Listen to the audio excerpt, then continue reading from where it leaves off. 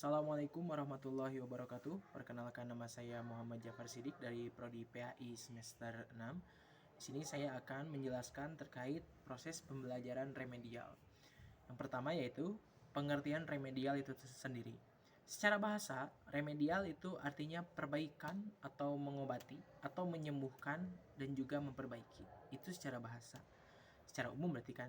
Adapun secara istilah, menurut Maknun, yaitu upaya guru untuk menciptakan suatu situasi yang memungkinkan individu atau kelompok siswa tertentu lebih mampu mengembangkan dirinya seoptimal mungkin sehingga dapat memenuhi kriteria keberhasilan minimal yang diharapkan.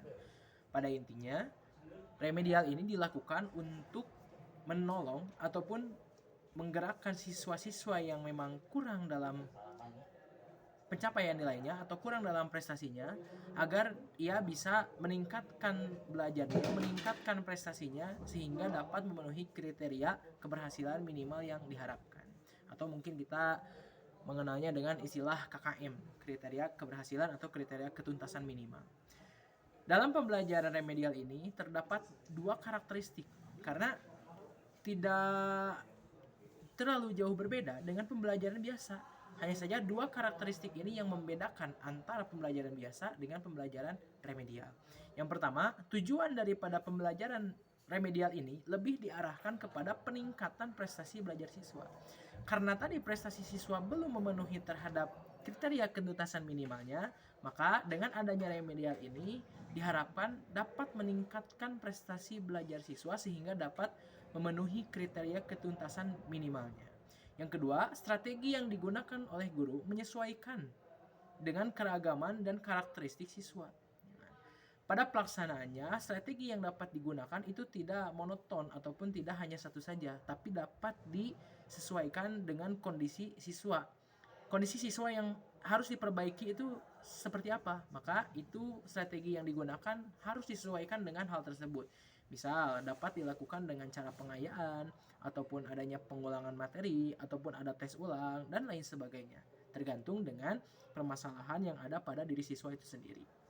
Adapun prinsip-prinsip pembelajaran remedial yang pertama adalah adaptif.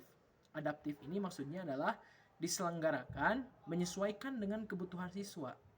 Tidak semena-mena seorang guru bisa melakukan remedial, akan tetapi harus melihat kebutuhan siswa. Sebelah mana siswa kurangnya? Pada bagian apa atau pada aspek apa siswa kurang dalam segi pemahamannya? Maka disitulah yang diperlukan remedial. Sebagai contoh, misalkan ketika ulangan mendapat nilai yang kurang sempurna ternyata pada aspek kognitifnya, maka adakanlah atau laksanakanlah remedial pada aspek kognitif tadi. Misalkan tentang materi zakat ataupun puasa, maka adakanlah remedial pada materi-materi tersebut karena memang materi itu yang dianggap kurang. Yang kedua adalah interaktif. Interaktif ini adalah memungkinkan adanya interaksi antar siswa dengan guru dan sumber belajar yang tersedia. Proses remedial ini tidak bisa dilaksanakan hanya dengan murid saja. Akan tetapi harus ada interaksi antara guru dengan murid sehingga terjalin interaksi yang baik dan dapat memungkinkan untuk meningkatkan prestasi belajar siswa. Yang ketiga adalah penggunaan metode pembelajaran dan penilaian yang beragam. Dalam proses pelaksanaan remedial ini tidak hanya menggunakan satu metode saja. Banyak metode-metode yang dapat digunakan asal menyesuaikan dengan karakter siswa itu sendiri. Ketika menggunakan metode yang tidak sesuai dengan karakter siswa, maka ada kemungkinan lebih susah untuk mendapatkan peningkatan dalam prestasi belajarnya. Yang keempat, pemberian umpan balik sesegera mungkin. Ketika telah selesai dilaksanakan remedial, sudah terlaksana dengan baik, maka harus segera ada umpan balik, yakni berupa informasi mengenai kemajuan belajar dari siswa tersebut.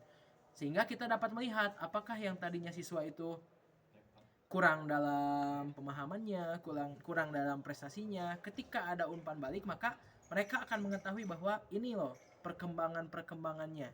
Ini peningkatan siswa 1, siswa 2, siswa 3 yang tadinya begini sekarang menjadi begini. Itu diperlukan. Sehingga prinsipnya itu perlu adanya umpan balik sesegera mungkin. Lantas, mengapa siswa-siswa ini bisa diremedial ataupun dilakukan perbaikan? Nah, ada beberapa faktor yang dapat menyebabkan kesulitan dalam belajar. Yang pertama adalah kurangnya motivasi dalam belajar. Ini merupakan hal yang memang sangat krusial ketika seorang siswa sudah tidak memiliki motivasi untuk belajar, maka biasanya itu susah untuk dilaksanakan atau ditekan kepada proses belajar.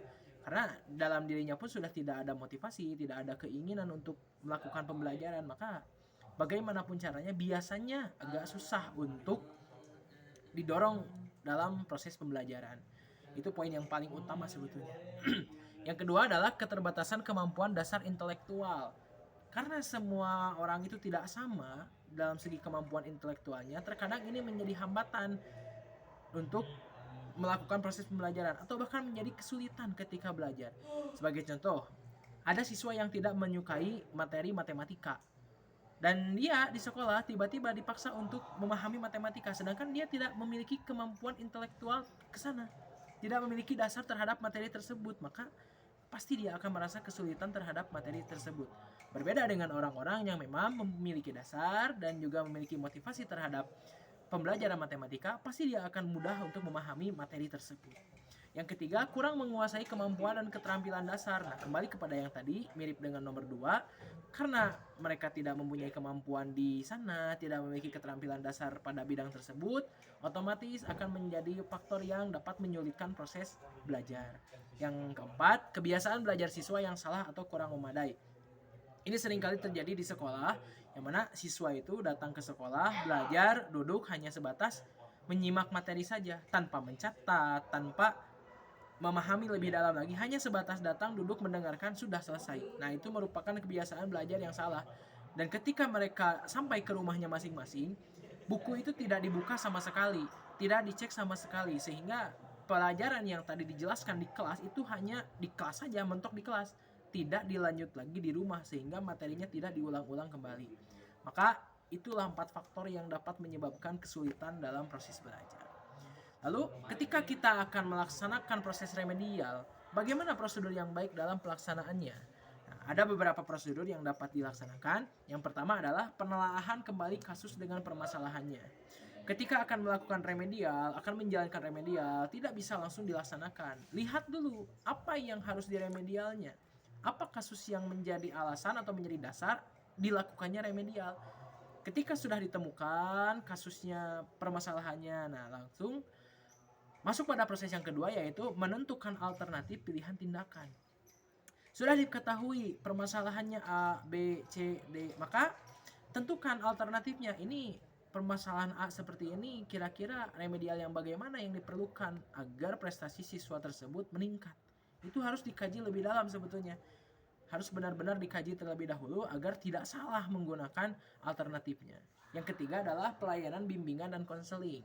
Barangkali ada siswa yang memang mengalami kesulitan belajar dan juga tidak mendapatkan prestasi yang baik dikarenakan ada beberapa faktor di rumahnya mungkin, ataupun ada gangguan pada psikologisnya. Itu tidak bisa dipungkiri, bisa saja terjadi kepada para siswa. Maka diperlukanlah pelayanan bimbingan dan konseling ini untuk mengontrol psikologi siswa. Barangkali yang membuat dia kesulitan belajar, yang membuat prestasi dia menurun adalah psikologis yang terganggu. Yang keempat adalah melaksanakan pembelajaran remedial. Setelah ditelaah kembali permasalahannya dan juga kasusnya, lalu alternatifnya sudah diadakan atau dipilih, lalu pelayanan bimbingan konselingnya sudah dilaksanakan, maka laksanakanlah pembelajaran remedial tersebut. Dengan apapun caranya yang tadi telah disebutkan, baik itu dengan pengulangan ataupun pengayaan, itu bisa saja. Yang penting terlaksana terlebih dahulu pembelajaran remedialnya. Yang selanjutnya yaitu mengadakan pengukuran prestasi belajar kembali. Ketika telah dilaksanakan remedial, maka perlu diukur kembali prestasinya. Setelah diukur, bandingkan antara hasil pembelajaran atau hasil prestasi sebelum remedial dengan setelah remedial, apakah ada perubahan atau tidak. Ketika pada pengukurannya tersebut dilihat ada perubahan, berarti proses remedial bisa dikatakan sudah selesai. Akan tetapi ketika selesai proses remedial ternyata tidak ditemukan sama sekali perubahan atau bahkan mungkin lebih anjlok lagi, maka bisa masuk ke tahap selanjutnya, yaitu mengadakan reevaluasi dengan rediagnostik. Harus dievaluasi kembali, didiagnosa kembali sebetulnya permasalahan yang terjadi itu apa, faktor yang menyebabkan dia remedial itu apa sebetulnya. Maka itu diperlukan evaluasi dan juga diagnosa kembali, diteliti kembali permasalahannya dan dapat dilaksanakan remedial ulang. Yang terakhir ini merupakan alternatif, yaitu adanya tugas tambahan. Biasanya di sekolah-sekolah ini paling sering terjadi adanya tugas-tugas tambahan untuk siswa-siswa yang melaksanakan remedial. Sebagai contoh, dia melakukan ulangan lalu nilainya kurang dan tidak memenuhi KKM, maka dia diberikan tugas tambahan untuk menambal atau menutupi nilai-nilai yang kurang tersebut. Tapi tugas tambahan ini sifatnya opsional, tidak mesti ada, tidak mesti dilaksanakan, namun bisa saja dilaksanakan. Itu untuk prosedur pelaksanaan remedial. Yang terakhir adalah waktu pelaksanaannya. Sebetulnya kapan waktu yang diperlukan untuk melaksanakan remedial ini? Biasanya dilaksanakan remedial ini adalah setelah guru melakukan tes formatif ataupun setelah melaksanakan ujian-ujian di akhir semester. Ini biasanya dilakukan pelajaran remedial ini, baik berupa tugas ataupun apapun selain itu yang berbau remedial atau dengan bernuansa remedial. Mungkin itu yang dapat saya sampaikan, semoga ada manfaatnya. Wallahul muwaffiq ila aqwamit thoriq. Assalamualaikum warahmatullahi wabarakatuh.